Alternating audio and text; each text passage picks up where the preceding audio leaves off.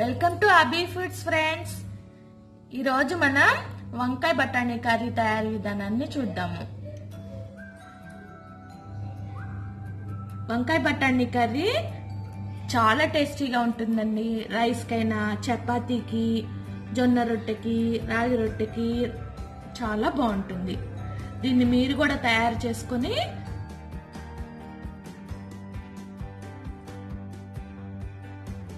వంకాయ బఠానీ కర్రీకి పొడవు వంకాయలు చాలా టేస్టీగా ఉంటాయి. ఈ పొడవు వంకాయల్ని చిన్న ముక్కలుగా కట్ చేసుకుని ఉప్పు వేసిన నీళ్ళల్లో పెట్టుకోండి. కూరలో వేసేటప్పుడు మాత్రమే నీళ్ళల్లోంచి బయటకు తీయాలి. బఠానీని 4 గంటల ముందు ఎండు బఠానీ తీసుకుంటే నానబెట్టుకోండి. 4 గంటలు కనీసం నానాలి. ఓవర్ నైట్ నానితే బాగా మెత్తగా అవుతాయి. ఫ్రెండ్స్, వంకాయ బఠానీ కర్రీకి ముందుగా మనకు కావలసినంత ఆయిల్ని కడాయిలో వేసుకొని వేడి చేసుకోండి. ఆయిల్ వేడెక్కిన తర్వాత తాలింపు గింజలు వేసుకోండి. పచ్చిశనగపప్పు, మినపప్పు కొద్దిగా వేగనివ్వండి.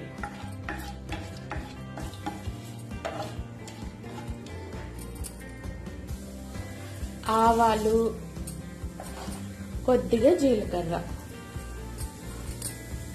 వేసి ఒకసారి కలుపుకోండి.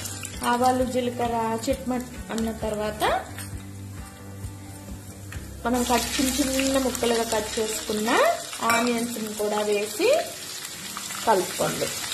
వేగనివ్వండి. ఆనియన్స్ ని బ్రౌన్ కలర్ వచ్చే వరకు వాటిల్ని వేపండి.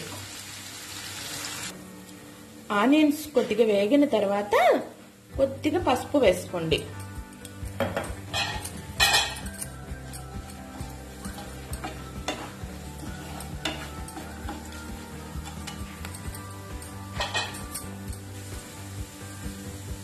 ఆనియన్స్ వేగిన తర్వాత కచ్చాబిచ్చా దంచుకున్న ఇంత ముక్క అల్లంని వేసుకోండి. మీరు కావాలంటే అల్లం వెల్లుల్లి పేస్ట్ కూడా వేసుకోవచ్చు. నేను ఒక్క అల్లంనే దంచుకొని వేసుకుంటున్నాను.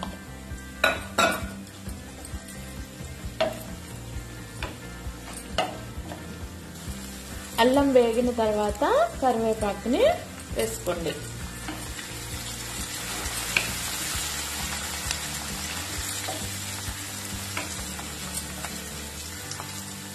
ఇప్పుడు మనం ముందుగానే నానబెట్టుకున్న బఠానీని నీళ్లు వంపేసి బఠానీని వేసుకోండి. మీ దగ్గర పచ్చి బఠానీ ఉంటే కడిగి వాడుకుంటే సరిపోతుంది ఒలుసుకొని. ఇవి ఎండు బఠానీ కాబట్టి నానబెట్టుకున్నాను నేను. 4 గంటలు నానితే మనకి నానిపోయినట్లే.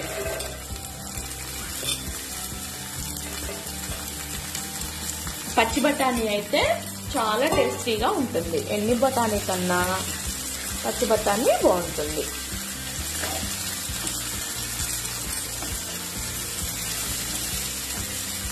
ఇది కొద్దిగా వేగిన తర్వాత మనం వంకాయను వేసుకుందాము.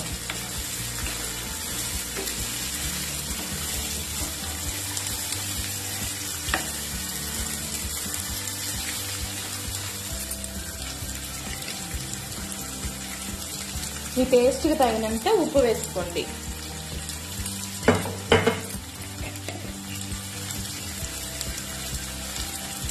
కారం కూడా మీరు ఎంత కారం ఇష్టపడితే అంత వాడుకోవచ్చు.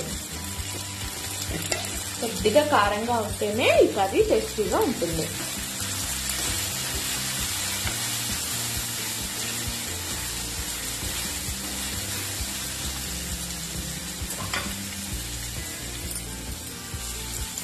కొద్దిగా బఠానీ వేగిన తర్వాత ఇలా బఠానీ వేగడం వల్ల మనకు కర్రీ టేస్ట్ వస్తుంది. పచ్చి అలానే ఉంచుకోకుండా ఇలా నూనెలో కొద్దిగా, పోపులో కొద్దిగా వేపుకోండి.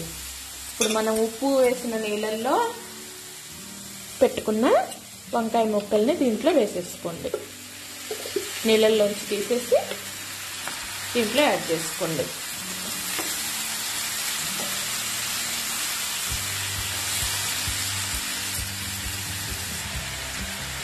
కొన్ని నీళ్లు, 1 గ్లాస్ నీళ్లు అంటే కొద్దిగా ముక్క మునిగే వరకు నీళ్లు పోసుకొని దీన్ని ఉడకనిచ్చుకుందాం. ఇప్పుడు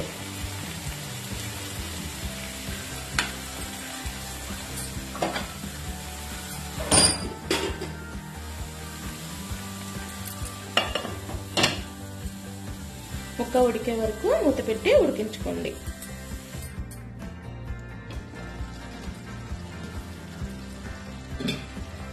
పావు గంట లేదా 10 నిమిషాలు ఉడికిన తర్వాత మనకి కూర ఇలా ఉంటుంది. మీరు కావాలంటే నీళ్లు మొత్తం ఏరబెట్టుకోవచ్చు, లేదు అన్నా ఇలా అయినా సర్వ్ చేసుకోవచ్చు. మన వంకాయ కూడా బాగా మెత్తగా ఉడికిపోయింది, బఠానీ ఉడికిపోయింది. ఇప్పుడు మనం సర్వింగ్ బౌల్లోకి దీన్ని తీసుకుందాం. కొద్దిగా కొత్తిమీర వేసుకొని సర్వ్ చేసుకుందాం మనం.